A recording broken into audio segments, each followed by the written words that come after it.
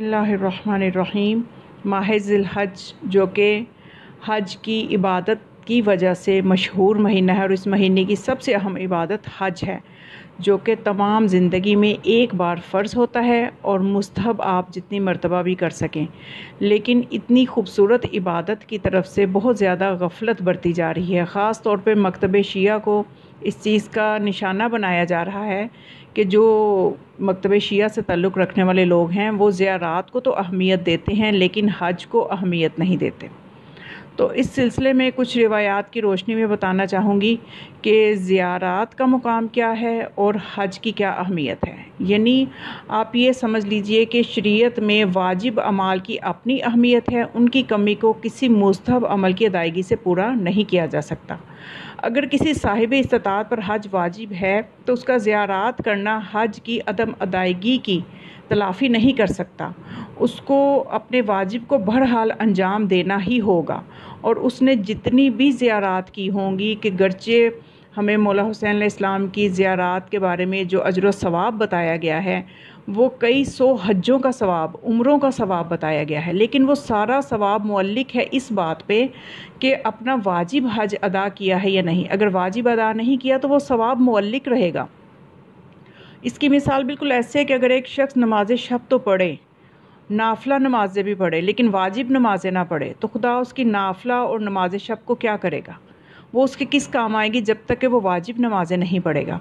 तो इसी तरह से हज जब वाजिब हो जाए, शराइत एक शख्स में पूरी हो जाएं, तो उसको चाहिए कि वो जाके सबसे पहले अपने वाजिब को अदा करें। और अगर ज़ियारात पहले कर भी लें तो एक मरतबा अगर ज़ियारात कर ले और उसके बाद अपने वाजिब को अदा करें तो उसके बाद जितनी चाहे ज़ियारात करें। लेकिन ऐसा नहीं है, देखा अमूमन ये गया है कि जो लोग ज़ियारात करते हैं वो कई कई दफ़ा ज़ियारात ही करते रहते हैं, हज की तरफ तवज्जो ही नहीं करते।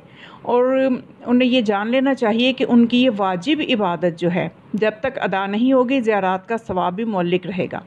इस सिलसिले में मैं एक रिवायत आपको बयान करती हूँ। कामिलुज़ ज़ियारात में ये रिवायत मौजूद है इमाम रिज़ा अलैहिस्सलाम से कि इमाम फरमाते हैं, मन ज़ारा क़ब्रल हुसैन अलैहिस्सलाम फ़क़द हज्जा व अतमरा। क़ाला क़ुल्तु यतरहु अन्हु हिज्जतुल इस्लाम। क़ाला ला हिया हिज्जतुज़ ज़ईफ़ हत्ता यक़वा व यहुज्जा इला बैतिल्लाहिल हराम। यानी रावी ने ये पूछा कि यानी जो भी क़ब्र हुसैन अलैहिस्सलाम की ज़ियारत करता है तो उसको हज और उम्रे का सवाब मिलता है। तो फिर रावी ने ही पूछा कि क्या उससे उसका वाजिब जो हिज्जतुल इस्लाम है वो अदा हो जाएगा? तो इमाम ने फरमाया नहीं, वो अदा नहीं होगा। ये वाला जो हज है ये हज ज़ईफ़ है और इसको तक़वियत तब मिलेगी कि जब हज बैतुल्लाह को अंजाम देगा। तो यानी ये रिवायत जो है ये आप देख सकते हैं, इसको बहारुल अनवार में भी देख सकते हैं। और ये अबू सईद ने यूनुस से रिवायत की है कि इमाम अली रिज़ा अलैहिस्सलाम ने फरमाया, जिसने ज़ियारत हुसैन की उसने हज उम्रा अंजाम दिया।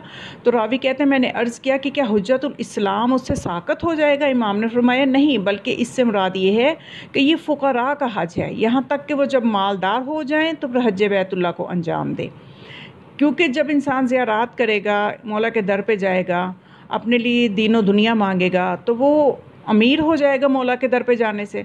तो ये भी एक इसकी तावील हो सकती है कि जब वो अमीर हो जाए तो फिर हज बैतुल्लाह अंजाम दे। फिर इमाम ने फरमाया, क्या तुम नहीं जानते कि हर रोज़ सुबह से शाम तक 70,000 फ़रिश्ते बैतुल्लाह का तवाफ़ करते हैं और जब रात आती है तो ये सब के सब आसमान की तरफ चले जाते हैं और फ़रिश्तों का दूसरा गिरोह आता है, वो सुबह तक तवाफ़ करता है बैतुल्लाह का।